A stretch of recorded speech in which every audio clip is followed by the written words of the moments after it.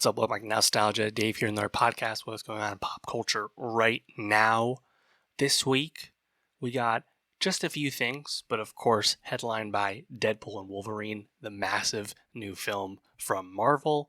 Also, new music from Ice Spice and Porter Robinson. And I'm going to talk about my ScHoolboy Q concert experience as well. So make sure you subscribe. YouTube.com/NostalgiaPod, Linktree.com/NostalgiaPod. See links below. Get the best of 2024 Spotify playlist linked below. Let me know what's good. Let's get into it. What's up? Welcome back to Nostalgia. Dave here with a review of ScHoolboy Q's Blue Lips Weekend Concert Tour. I just saw ScHoolboy Q in Boston at Big Night Live. This is my 5th time seeing ScHoolboy Q. First time was 10 years ago on the Black Hippie Tour opening for Kendrick Lamar. I saw him open for Kendrick on the Damn Tour. I saw him do a set at Governor's Ball, and I also saw ScHoolboy 5 years ago at his last tour, the Crash Tour, supporting his album from 2019. So it's been a long time for me seeing Q, but it's funny to reflect on having seen him 5 times now and, seeing an artist that you've been listening to and seeing for 10 plus years. It's fun when you get to that point when an artist just really have that familiarity with the performing style and of course the music as well. And yeah, obviously big fan of Q. I've been a big fan of his album from earlier this year, Blue Lips. It certainly is going to make my best albums of the year when it's all said and done. Of course, having seen Q before, nothing too surprising with this set. Honestly, it's pretty simple. Just Q, to his credit, really going up there and just running through songs. He actually kind of made a point of bringing this up in between songs where he's just going to go back to back to back because he's got that many songs, that many bangers, etc. Jumping across, forward and back, across his discography, across his albums, playing new songs, playing old songs. Not much of a rhyme or reason to the track list per se. I actually was a bit surprised at the sequencing of the set list, which, having looked it up, it seems to be pretty consistent with all the Blue Lips weekend tour dates, where ScHoolboy, he does Man of the Year and that part, kind of in the first third of the set, but not in the beginning, just kind of track 10, track 12 of the set list. And he does Collard Greens even earlier. So all of his signature songs, his biggest hits, he plays them quickly. He doesn't really save any of those for the end. I thought that was a bit interesting. The songs he goes out on, Floating off Crash Talk, which got a big pop, Crash from Crash Talk, I think 2 of the best songs on that album, an album that's, I think, largely considered ScHoolboy's least successful album. Not bad, but just his least good one. Funny that he picks 2 songs from Crash Talk to be in the last 4, and then he ends with Year in 101 and Ohio, both from Blue Lips, of course.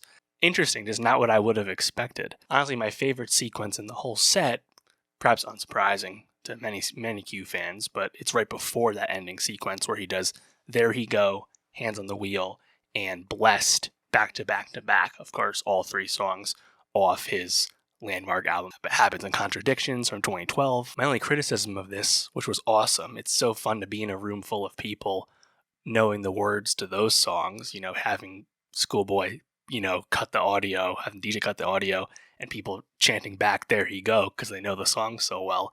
My only note on that is he did There He Go as a melody with Hands on the Wheel. He did half of that song that went in Hands on the Wheel. There He Go is, for a long time, was the signature Q song. That this definitely deserves full play, if you ask me. I was kind of surprised that he cut it short that way. But that was my favorite stretch. There He Go, Hands on the Wheel, Blessed. Big pop for all 3 of those. All the phones come out for that. And I think that's what's kind of funny about seeing ScHoolboy Q live is this show wasn't sold out. It was almost sold out. Sunday night show in the summer. College kids aren't around. Makes sense, I guess. But no one really casually goes to a ScHoolboy Q concert. I'm sure there were some casual fans there, people going with someone else, etc. But for the most part, the heads were there. And to that point, it was probably 80-20. Guy to girl ratio, unsurprising. But what you get out of that is you have people that really know the music, and that's always a fun, shared experience to have. In the beginning, he does Water off Crash Talk. That one got a big pop for sure, but Dope Dealer, that's the song that really hit, by any means really hit. That part, that part in Collard Greens, they had the backing track on that because of course there's features on those songs, and he plays out the feature. He does some of Kendrick's Collard Greens verse, and I think the do part, of course, iconic. You gotta let that play. But he also does it with that part. Kind of surprising to me because the crowd loves the Kanye feature on that part. They let that play out. But yeah, ultimately, Schoolboy, kind of in line with expectations. Really good rapper for the most part. He's only doing instrumentals, not using the backtrack at all. Really kind of kept it all business for the most part. Just kind of went through the set list, and if you're a big fan of his, you get to hear a ton of songs you love. Funny enough, what was it, like less than 2 weeks ago? Schoolboy's Blue Lips Weekend tour stop in Toronto got canceled, like kind of last minute. Assumption is it's Drake affiliated with Live Nation, and Q had some things to say about that. Kind of funny. Along those lines, when the show ended, a good hour and a half later, after beginning, the DJ played Not Like Us as the outro, and people are singing along as they're walking out. Unsurprising, and I think just fitting of the times. But yeah, shout out Schoolboy Q. Big fan of his, big fan of Blue Lips. Check out my album review of Blue Lips from a few months ago. If you missed it, of course, make sure you tune back in at the end of the year. I'll be talking about that in my top 10 albums of the year. I'm almost certain of that. And for more concert reviews, more rap album reviews, music reviews, subscribe, and I'll see you next time. What's up, welcome back to Nostalgia. Dave here with a review of Ice Spice's debut album, Y2K. Ice Spice, the momentum has continued. Ice Spice has legitimately become a real pop star, real rap star, and coming off the viral success of Munch in the back half of 2022, it was clear that Ice Spice had some sense of virality, definitely seemingly would fit into the evolving nature of Bronx drill music in general, but I certainly didn't see what happened next coming. Now, Ice Spice has 4 platinum singles to her name. Munch went gold as well. Big co-signed by Taylor Swift. And now we're to the point where Ice Spice is kind of the most significant new rap star of the last few years, largely in part because rap has had a hard time breaking new stars lately. So her success, whether you're a fan of hers or not, is certainly needed. Ice Spice, alongside probably Cash Cobain, is now kind of the new standard bearer for New York drill music right now, kind of leaning into the sexy drill subgenre as drill continues to evolve and move forward, especially in New York in the wake of Pop Smoke's passing. Ice Spice's debut album, Y2K, is really Ice Spice not doing too much more than we haven't heard her do before. A short album, 4 singles. There's only really 15 minutes of new music on this, but it's largely in line with expectations. We don't come to Ice Spice for the lyrics. We come to her for the conciseness to her rapping. Honestly, there is a unique charisma to her spin on drill. This album will certainly not change any opinions. If you didn't like her before, you thought maybe the music was too underwritten, the delivery was too loose, this is still what you're going to feel after Y2K. But on the other hand, if you're someone who really loved her song Deli, which is not on this album but was a huge hit, you'll probably find a new song to like. I think Plenty Sun on Y2K in particular is really hard and kind of has the full Ice Spice charisma on display. Whether Ice Spice can expand her range as a rapper, I think still remains to be seen. Between Y2K and the Like EP from last year, we still haven't really had too much Ice Spice music, so I think the opportunity is still there for her to evolve a bit more, and maybe as drill evolves, she'll evolve with it, who knows. But for right now, I think Ice Spice is still largely doing what she's been doing, which has led her to great success so far. I think a big part of the reason why it feels similar to how it's done is she's still working with Riot USA as her signature producer. There's really no change in the vibe per se. The beats are largely in line with what she's been up to thus far. The first single, Fat Butt, with a PH. Fun verses, honestly, for Ice Spice, definitely doing what she's doing. I wasn't sure if she was sampling E40's Yup off his song Choices, but certainly what I was hearing in the background, kind of fun. Track 2, Osh, with Travis Scott, I think is a big miss, unfortunately, in large part because I think the lyrics are meh, the chorus is pretty simple. It's things we've heard Ice Spice do before. Verses are a bit better than the chorus. The issue, though, is the feature. Travis Scott is a complete mismatch with Ice Spice chemistry-wise. He does not match this beat well at all. Travis and drill, any form of drill for that matter, not a good mix. I appreciate the Jalen Brunson name drop from Travis, but this doesn't work. Track 3, Papa, goes a bit better just because I think it's pretty hard. The beat goes Verse is just okay though, flow's still kind of loose, Ice Spice we know kind of freestyles more often than not, so it can kind of feel amateur at times, I guess you could say. Bitch Unpacking with Gunna didn't do a whole lot for me, but Plenty Sun, as I said, very charismatic, very hard. To me, that's the best song on the album, best solo song from Ice Spice anyway. The next best song, I think, follows this up. That be Did It First with Central C. Really fun combo for a few reasons, because Central C is arguably the other new rap star alongside Ice Spice. We've been so devoid of new rap stars lately, and Ice Spice and Cinch are really the two exceptions that we have right now. And also because you have UK drill mixing with New York drill, I think that's a fun mismatch as well. Of course, they might be dating right now, or is that just good marketing? Either way, I'm into it. And funny enough, I didn't catch this myself on the first listen, but this song, Did It First, is actually interpolating Central C's song Bumpy Johnson off that No More Leaks tape he released, a year and a half ago or so. And the beat's kind of a little different, I think, partially because of that sample than some of the other Ice Spice stuff. Ultimately, the song is hard, the song has a star power. I think it's a song that can certainly stick around. Think You This Shit Fart was one of the singles on this album, and it didn't do a whole lot for me when I first heard it. And honestly, if you get past the title and the kind of amateur toilet humor, juvenile nature of Ice Spice lyrics in general at times, get past that, I actually think the song has really good tempo, the beat's pretty lively, and the verses are pretty solid. So it's a pretty good Ice Spice song, all things considered. And then Gimme the Light, the second to last song, I mean, that one's just fun because of the obvious Sean Paul sample. So by and large, like I said, it's not a whole lot of new music from Ice Spice, and her shortcomings and her strengths are largely still the same.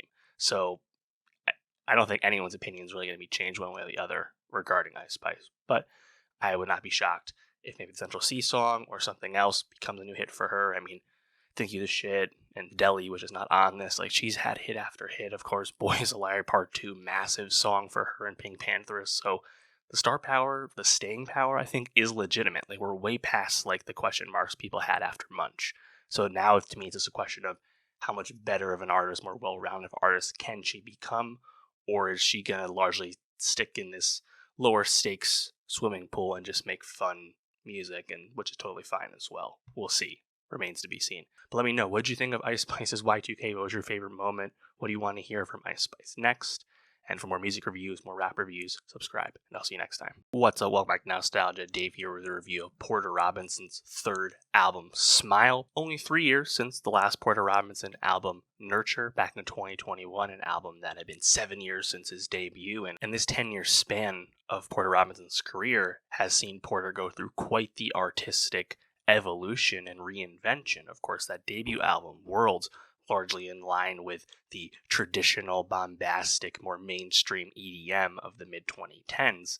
And Nurture 3 years ago really blew me away and surprised me for what it was and what it wasn't, which is certainly an artistic and sonic pivot for Porter as he put his vocals front and center on the music, doing all kinds of instrumentation and bringing in, frankly, a lot of genres into the fore. His song Look at the Sky from that album made my top 10 songs of 2021. So now we're back with Smile, and this is largely in line with what was going on with Nurture. We haven't backslid, so to speak, but I think Porter, to his credit, has continued to evolve and hone what kind of artist he is. What I find most rewarding about Porter Robinson's third album, Smile, is that Porter continues to be a much more interesting artist than he was back when he debuted. The fact that he is putting his vocals so heavily on the album and largely sticking within a range that he can effectively sing in as well.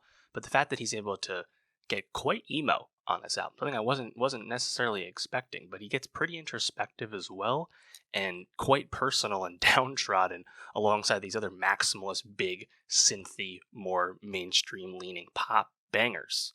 And that juxtaposition, perhaps it's a bit muddy. I certainly lean towards the louder stuff than I do the softer stuff on this album, but there's a lot of multitudes with what's going on from Porter on Smile. I find it just really cool that Porter has been able to really establish himself and separate himself from some of his past, mainstream EDM peers. Like, his music now feels so different from those early days. I mean, right off the bat with track 1, Knock Yourself Out XD, singing, delivery, very poppy from Porter. His high notes, a bit meh. For the most part, he doesn't really try the high notes. He does on this song, don't work too well.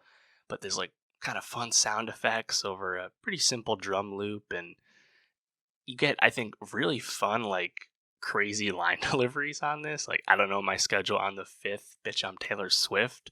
I don't even know what that's supposed to mean. Some of his lines don't make a lot of sense, but they're fun. And as the tempo picks up, the fun continues. I think this is a kind of ridiculous emo EDM pop song. Pretty fun. Track 2 is the lead single Cheerleader. Tempo's quite high. The bridge, maybe a bit of an understated delivery, but I think the rest of the song really hits. It's a really lively song. Russian Roulette, I think this is where some of the most nonsensical songwriting comes across, just random punchlines, but it's a really fun rhythm despite the somber ending to the song. My favorite song on the album will be Perfect Pinterest Garden. Has that glitchy start, but this is just really boppy. Love the chorus, the guitar pops in, the refrain is just very catchy. I think this song is really awesome. Year of the Cup certainly stands out because it's quite the vibe shift across the album. You have this Lil Wayne like interview sample being layered in, and it's an acoustic song where Porter starts getting quite emo on it. And yeah, I think it works. Like, it's still pretty up tempo despite being a lot softer. You have Kitsune Mason freestyle next. We have this kind of like little baby voice delivery for the first time on the album. Easier to Love You and Mona Lisa featuring Frost Children. Both these songs are too soft for me. Like, Porter's starting to get into the personal bag towards the end of the album here. I forgot what song it was, but he actually references having past suicidal thoughts and whatnot, and it kind of comes across as really jarring, because you hadn't really picked up on that to that degree throughout the album, so he kind of like throws it at you, so to speak. The second to last song, though, I quite enjoyed as well. Is There Really No Happiness? Beats very lively. This is a nice, fun song. Kind of in line with Cheerleader, Knock Yourself Out, and Perfect Pinterest Garden. I think those 4 really are weird, synthy, maximalist, electric pop, and it's just kind of fun, kind of unique, even if I think lyrically he can be a bit all over the place. Then Everything to Me, classic slow closer, so to speak. So like I said, like, I don't know if I would call this like a cohesive record just because it's really up and down in terms of vibe, whether it's really high or really low, mood as well, and whether you connect with Porter's personal struggles, so to speak, talking about fame and his Achilles heel being his rampant need to please. Specific for sure, but it's not the most relatable thing, I think, for a lot of people, which is no problem. I just stick to the music. I think is more fun, and yeah, again, like I said, more than anything, thoughts on the album aside, I think Porter has really established himself as a kind of singular, unique talent in EDM, and he's definitely become more of a cult figure. Like, you can look at his listening numbers for sure. He's definitely not as mainstream as he was back when he debuted. Like, that era is long gone, honestly. But what I think he is now is a lot more rewarding, even if maybe it can be a bit messy, song to song, so to speak. But yeah, let me know. What do you think of Porter Robinson's third album, Smile? Are you enjoying this new version of Porter we've got in the last 2 albums? What do you want to see him do next? What do you most like about this new sound? Please let me know. And for more music reviews, subscribe. I'll see you next time. What's up, welcome back to Nostalgia. Dave here with a review of Deadpool and Wolverine, the latest Marvel Cinematic Universe film. While this film is the 3rd Deadpool movie, it's the first one under the leadership of Marvel Studios, the first film to come out since Marvel acquired the various film rights they didn't have in the Fox deal, namely the X-Men characters and the Fantastic Four, and we know Fantastic Four is coming out next year. This is also the first R-rated film from Marvel Studios as well, and it's obviously coming at a interesting and integral time for the MCU, as we've been talking about for a while now, in the sense that the film strategy, the film narrative post-Avengers Endgame has been uneven and unclear, to say the least. We don't really know what we're building up to in these next Avengers movies coming out in the next few years. Additionally, the MCU TV shows on Disney Plus have largely not worked, and now we know that Disney, from the mouth of Bob Iger himself, we understand that Disney is pulling back on Disney Plus in terms of how many big expensive shows they're putting out this year. All that's to be said that a lot has been riding on Deadpool and Wolverine, and a lot of people have put expectations on this film to reestablish the MCU's North Star, so to speak, moving forward. And of course this has been complicated by the departure of Jonathan Majors and his character King the Conqueror from the MCU due to all the issues with Jonathan Majors in real life. So Marvel has been under a bit of strain, and we kind of saw that come to a head last fall when The Marvels was released to box office disinterest. Deadpool and Wolverine is a lot of fun for Marvel fans, the comic book faithful. The film is incredibly referential to the MCU's past and future. Of course, all the fourth wall breaking from Ryan Reynolds' Deadpool is to be expected. The movie openly drags the state of the MCU and bemoans the fact that we're in a more difficult time right now. The other side of that coin, though, is despite the fact that there's lots of legit laugh moments and clap moments for people that understand the never-ending meta references of Deadpool and Wolverine, this is a film that is completely uninviting to any sort of casual viewer. If you do not understand these references, and a lot of these references are pretty deep, pretty internet baked, like you have to really be in the know to know some of these references, this movie is not going to make any sense to you at all. It's so uninviting in that regard. There are some issues with multiversal storytelling that pop up in this film, not issues unique to Deadpool and Wolverine, but issues I think the audience has become pretty familiar with at this point. Also, Deadpool and Wolverine is a lot less consequential to the future of the MCU than I think a lot of people expected going in.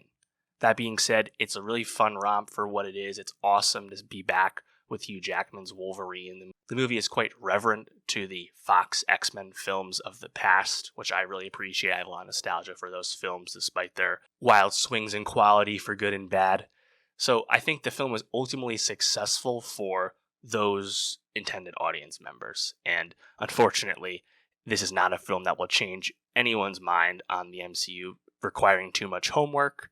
This is certainly the greatest example of that, honestly. If you're someone who hasn't been a big fan of Deadpool in the past or the Ryan Reynolds shtick, so to speak, I mean, how could you possibly expect that to be changed going to see this movie? It's very much tripling down on what that has been to this point.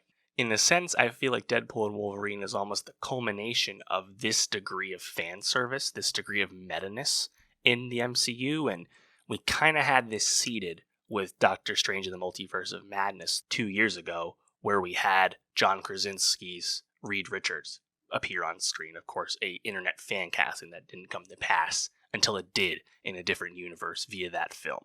I'll get to more of those specifics in a bit regarding Deadpool and Wolverine, but it feels like post-Deadpool and Wolverine, we're kind of circling the drain on those types of things being effective moving forward. Now, I'd be curious what happens in Avengers Secret Wars in terms of how the X-Men are introduced to this world and all of that. I think Deadpool and Wolverine, the most consequential thing it does regarding MCU storytelling is probably bringing in the Time Variance Authority, bringing in the TVA, previously seen on Loki on Disney+, bringing that to the big screen, making that even a bit more mainstream, and putting that multiversal, multiple timeline phenomenon front and center. And we know to kind of expect that leading in to the Avengers and whatnot, and we assume the Fantastic Four movie next year will be in a different timeline, and that's how the X-Men will come to be. We'll be introduced to them in media res via Secret Wars. That's kind of the expectation. So I guess in a sense, Deadpool and Wolverine is laying the very beginning of that groundwork. How much of that is really true, we have to wait until we see more to really say. I've only really been talking about meta and real-world implications. If we get into the film itself, I actually think it does a pretty clever, smooth, clean job of getting Deadpool out there in the timeline hopping world. Matthew McFadden from Succession fame, of course, very much doing a Tom Wambsgans impression as a TVA agent called Paradox, and kind of enlisting Deadpool to retrieve a Logan, a Wolverine, to help preserve a timeline, etc., etc. It's pretty straightforward plot, honestly. Deadpool has to save his timeline from being pruned, being erased, something we've come to understand from the Loki series again. And we get a little bit of the past characters of the Deadpool films, really via that instance where we see Wade spend some time with the past characters, seeing Negasonic, seeing Yukio, seeing Morena Baccarin's character, seeing his blind roommate, etc. We get to meet all them, Colossus as well. I was expecting them to be in the movie a bit more than they ended up being, honestly, but really, before you know, we're kind of off to the races, spending time with Deadpool once he finally finds the right Wolverine to take with him. And they make a point of this not being the same timeline, the same Logan who met his really satisfying end in James Mangold's Logan film of 2017. This is a different Logan, which I think keeps it super clean. Honestly, there's no changes to that character at all. And I actually think we get a really funny moment kind of in the beginning of the film where we watch Deadpool beat the shit out of many TVA agents with the corpse of 2017 Logan when he realizes that no, he actually did die, and he beats them up with his adamantium bones. It's really funny, especially because it's set to NSYNC's Bye Bye Bye, the first of many satisfying needle drops in this movie. I think it's one of the strongest Marvel film soundtracks for sure. Also, songs of note, AC/DC's Hell's Bells, Avril Lavigne's I'm With You, which was a big surprise to me. A massive moment for in the climax of the film of Madonna's Like a Prayer, fucking banger. Also the Goo Goo Dolls at the end as well. Great song choices. But once we, finally get Deadpool and Wolverine, we do get a series of them fighting. And, I think it kind of lends itself to another kind of aspect of this story where you have multiversal storytelling, which is something that's largely incredibly stakesless because you can always just find these characters again, new timeline. You can always go back in time, fix things, etc., right? That is compounded by the fact that Deadpool and Wolverine are both invincible characters. They heal, they don't die. They're effectively never in any danger. So when we watch them fight, it is really fun to watch them beat the shit out of each other because it can get really gritty, really gnarly, especially R-rated. But it's really never much of any substance. Similarly, I guess along these lines, in the third act, you have them encounter many other Deadpools, all these Deadpools from various other timelines, etc. And big, small, male, female, old, kid, Japanese, etc. Right? Cool visual. The issue, though, is that's a multiversal thing that I think the audience has come to know from the animated Spider-Verse films. So it doesn't really hit the same way. It certainly doesn't come across as unique by any means. Another thing that kind of fell a little flat for me was once they get whisked off to the Void as this kind of like purgatory in between timelines place where it lends itself, I think, pretty cleverly to all the cameos we get in the film. But visually, like they make a joke, a reference to Mad Max and Furiosa specifically, but visually just doesn't look very good. It looks very much like classic, like this is an Atlanta soundstage that Marvel has worked on for decades at this point. But the cameos, I think, are pretty fun. The first one, and again, these are cameos that you kind of got to know what's going on. You got to have a history with these kind of movies to understand them. But if you understand them, they're really fun. They're really satisfying. I had lots of laughs and claps in my theater as a lot of them were revealed. The first of which was Chris Evans. And the dialogue sets it up that, it's Captain America. And then you realize, no, it's Chris Evans portraying his first superhero character. Of course, Johnny Storm from the Fantastic Four in 2005. And I was like, wow, really fun, really clever. I like that. I got a big clap moment in my theater. Later on in the film, or actually subsequently after that, we meet a lot of the OG Fox characters. The original Sabretooth, the original Toad, Pyro from X2.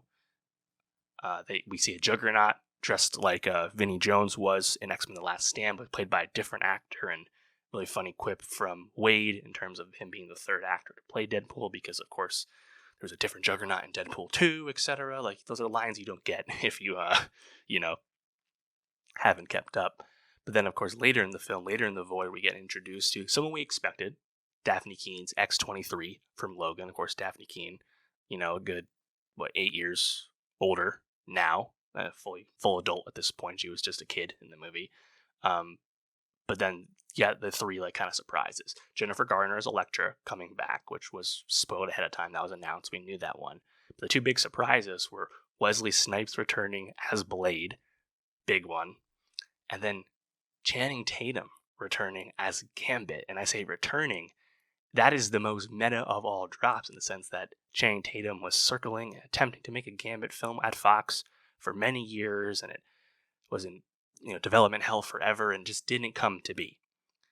And that's really what his presence in the film was all about. And it's comic accurate. So you have Channing Tatum doing an absurd Cajun accent. It's really funny. And again, like I think to me, that's kind of like the high point. Like you can't top Tatum actually being Gambit after we did Krasinski doing Mr. Fantastic. Like we're out of these options at this point. That being said, I think it's pretty fun. Of course, the villain of the film, who we meet in The Void, is Emma Corrin's Cassandra Nova, the sister of Dr. Xavier, and she's incredibly powerful. I think she's handled pretty well. I enjoy the performance from Corrin. Ultimately, the plot is not super concerned with her because the plot is really focused on lots of jokes and meta references as we've been going through. So I think for what she's allowed to do, it's a pretty solid performance, and the character has a decent presence. One thing I think didn't really hit for me at all was the dog that comes up a lot. The dog of like Nice Pool, Ryan Reynolds playing a different version of Deadpool as well. A lot of stuff didn't really hit for me, but I think that's kind of to be expected when you have this many jokes. To be expected, like not everything can hit in a movie like this when there's so much humor, there's so much in your face, like laughs and references and stuff. But like the dog stuff, I just didn't find super funny. Nice Pool was a bit better, honestly. The Lady Deadpool stuff, assumingly played by Blake Lively, we never see her face. Fun reference, I guess, from the internet, but doesn't make much of an impression in the film. I thought for a second they were going to actually take the opportunity to have Logan kill himself and actually like let Hugh Jackman rest again and not portray this character anymore, but they both survive at the end. And throughout the film, Ryan Reynolds, Deadpool, makes many references about the fact that they'll keep trotting out Hugh Jackman in this role until he's 90, which got a lot of laughs, albeit. But yeah, ultimately the movie is pretty buttoned up, because all these cameos, all these references, it's all self-contained. This really has nothing much to do with the future. So I guess the question is, like, to what degree is Deadpool in the big Avengers movies, the big multiversal storytelling that's going to reset the MCU? I would not be shocked if this was the last we see of Hugh Jackman, although it would be foolish to predict he would never come back again. That being said, he is getting up there in age in terms of maintaining this level of physique, which the movie does a point of showing as well. So yeah, I think like it's fun for what it is. It's especially enjoyable for the hardcore faithful that understand everything being referenced, and all the root of all the humor does come across as a bit lackluster in terms of the promises of this film being super consequential to the MCU. And quality wise, I think it's a huge step up from some recent ventures just because it's pretty blockbuster. But now I would say Captain America Brave New World and Fantastic Four are now bearing this weight of reestablishing the future narrative, because this film gives no hints about future villains and future, large scale film to film, storytelling and build up the way we had in the Infinity Saga. We still aren't there yet. So I guess it depends what you're looking for. But let me know, what did you think about Deadpool and Wolverine? What was your favorite moment? What are you most excited to see these characters do next? And for more film reviews, subscribe, and I'll see you next time. Alright, so that's going to do it for the pod this week. Next week, we're going to be talking about the conclusion of House of the Dragon Season 2, a fantastic season of television. Cannot wait to discuss that in full. Also, we have to talk about new music from Khalid, first album in a while, new JPEG Mafia album, new Polo G album. So make sure you subscribe, youtube.com/nostalgiapod, linktree.com/nostalgiapod. See links below. Get the best of 2024 Spotify playlist linked below. Let me know it's good, and I'll see you next week.